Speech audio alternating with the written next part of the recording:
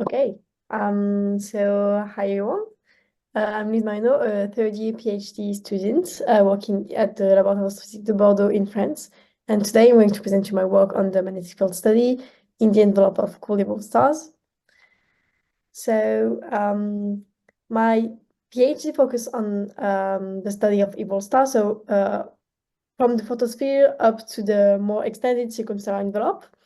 And as said before, we have a lot of interesting structure around those stars. And I'm working on different elements in all of this, like the presence of a companion, the dust composition, the material ejections. But today, so I'm going to focus on the magnetic field and how we compute it for a sample of AGB stars. So here we have so the core of the AGB, it's large convective envelope and the circumstellar envelope. In this envelope, we particularly focus on the SiO molecule that has a maser emission really close to the photosphere, so around 2 to 4 stellar radius. And it's really interesting because its emission is polarized, and so with radio observations, we will be able to estimate the magnetic field strength really close to the photosphere. So for that, we use the IRAM 30-meter telescope, and we observe the SiO maser line at 86 gigahertz 2 years ago. So we observed 5 AGBs and 1 red supergiant Muséphi. We get the 4 Stokes parameters simultaneously. So I, the intensity, Q and U, the linear polarization, and V, the circular polarization. We did a careful work on the calibration because the instrument were creating a false polarization, so an instrumental contamination that we removed, but I will not talk a lot about this part. So our main research was on the Stokes V. So here we have one example. And so we will consider two cases to compute the magnetic field with a not strongly a strongly saturated maser and a not strongly saturated one. But from both theory, from the Stokes V, we will derive the magnetic field. For that, we use revenant vector machine code to try to find derivative of Gaussian like this. So it's like this typical S shape in the data that can be this way or in the opposite. Because we write Stokes V as a derivative of Stokes I that we consider as a Gaussian. So here we have one example, but it can be a little bit more complex. Like here we have another example where we found 3 different components. And so for each component, we will derive the magnetic field value at the peak. So for the first component here, and the same for every component. And so we try to find the best composition of components to fit the data on Stokes V. And after, how to derive the magnetic field. So we have the 2 cases, as I said before. So in both formula, they are still depending on an angle. So the first one, for the strongly saturated maser, it's B, and it's between B and the incident beam. But on the other case, it's between B and the refracted beam. And so as you see here, the magnetic field and the angle, it's directly derived from Stokes V and Stokes I for the first case, and from Stokes V and the derivative of I for the second one. But it's really quite simple formula, and so we will use the fit that we found before to compute the magnetic field.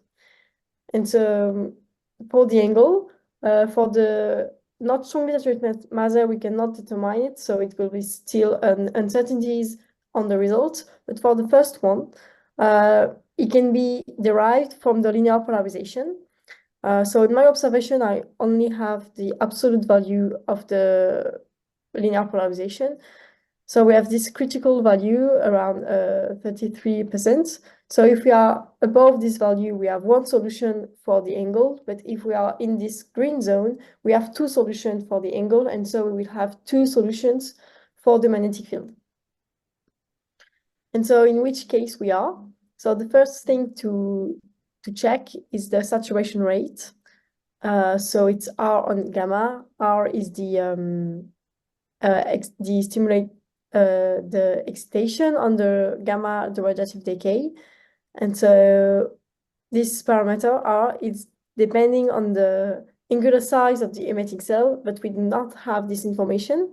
So we took lower limits to be sure to not overestimate this parameter. And so we conclude that the two first, Kissinger and Hercules, were strongly saturated. For the other one, we checked also another condition on the linear polarization.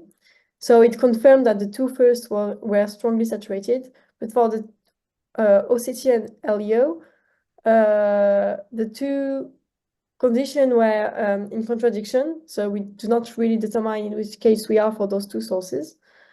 And for the two last one, the last thing we checked if it was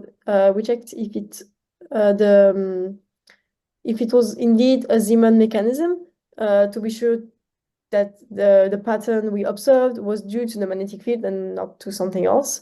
And so we checked this condition, it was okay. The maser was just not strongly saturated. And so here we have the conclusion. And so which formula we would use to compute the magnetic field.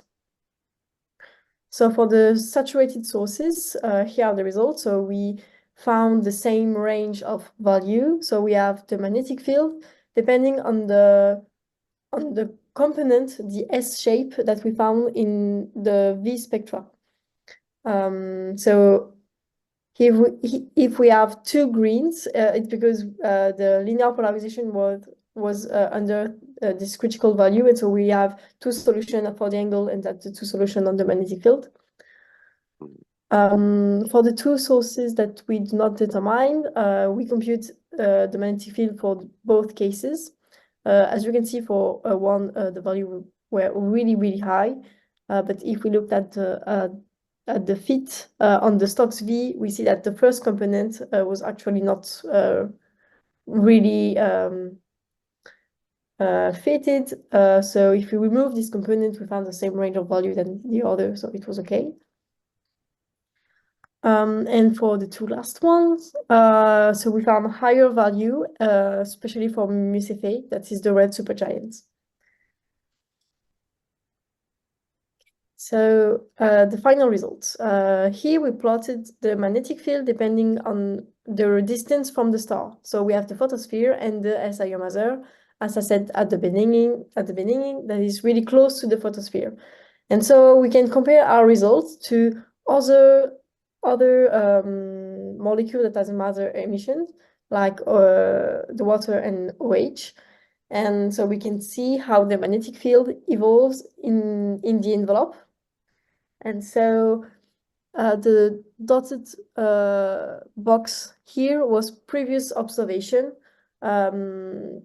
As you can see, and our result at this black box and the red box that are already lower compared to the previous observation, and it's probably because of the computation and the calibration we did on the instrumental polarization.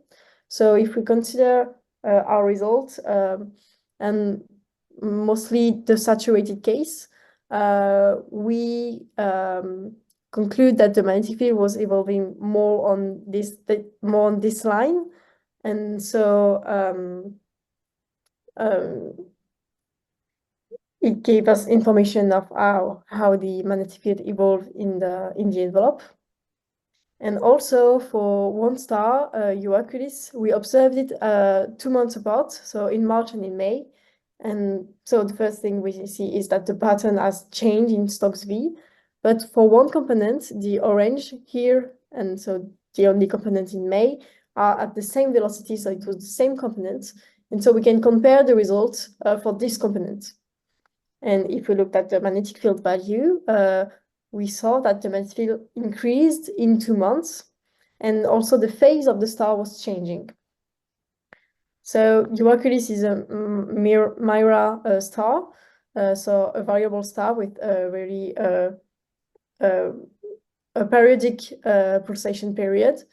And so here we have the two observations that we did, so separated, and so the phase changing.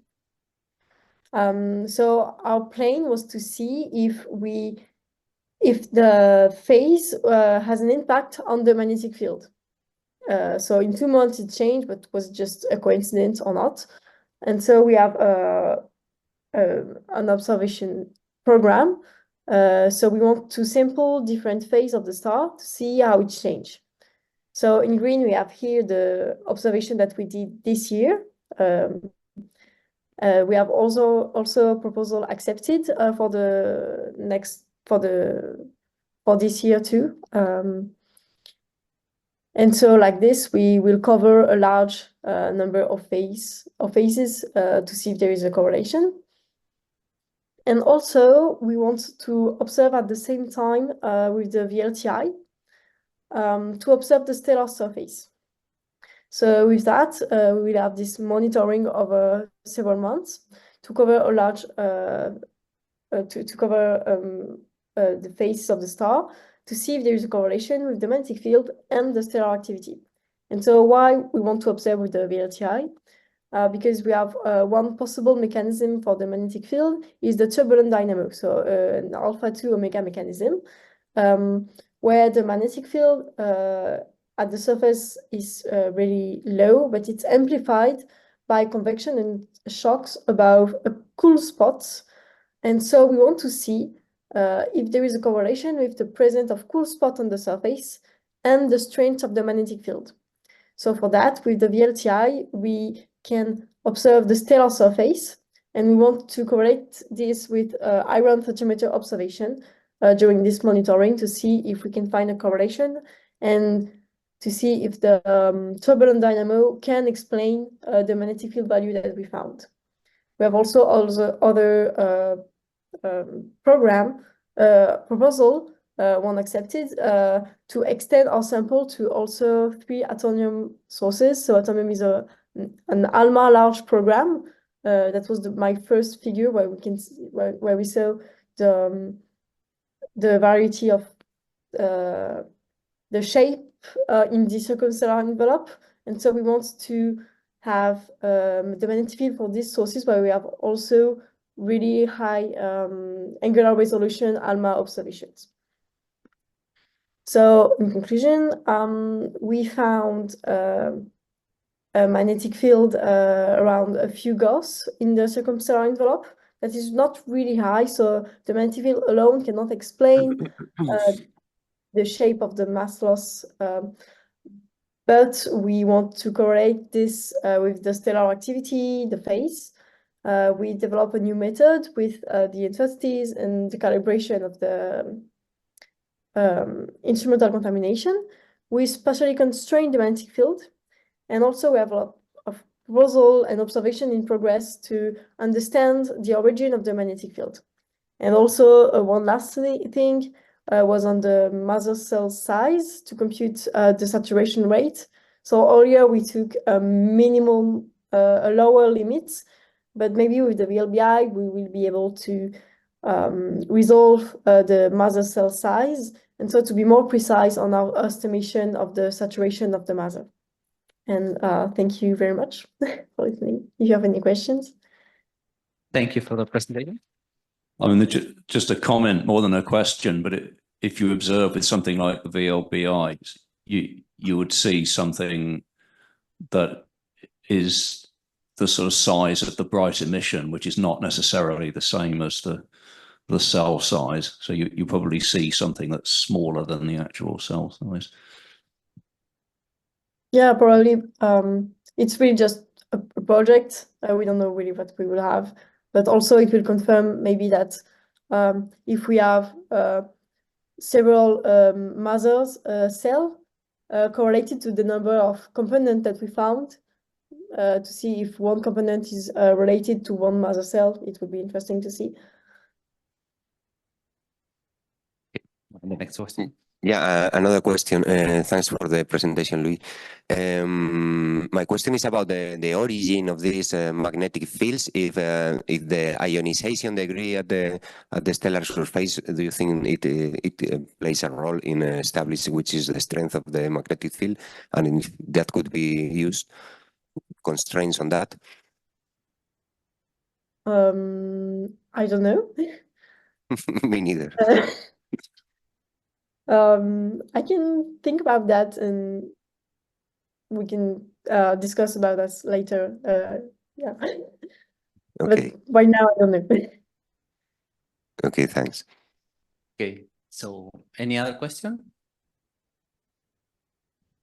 Okay, then I do have one, which is probably very silly because I don't understand much about this thing. So, but so which, besides the turbulent dynamo scenario, which are the other mechanisms that you are considering, and how can you differentiate the two of them, or the two of them? Another possibility is like a solar dynamo, but the GB star is not rotating fast enough. But there is a theory where a companion can accelerate the gas around, and so maybe create a typical solar dynamo. So this is also a possibility. So to verify this, we need to see if there is a companion around the star. So that can be also a possibility.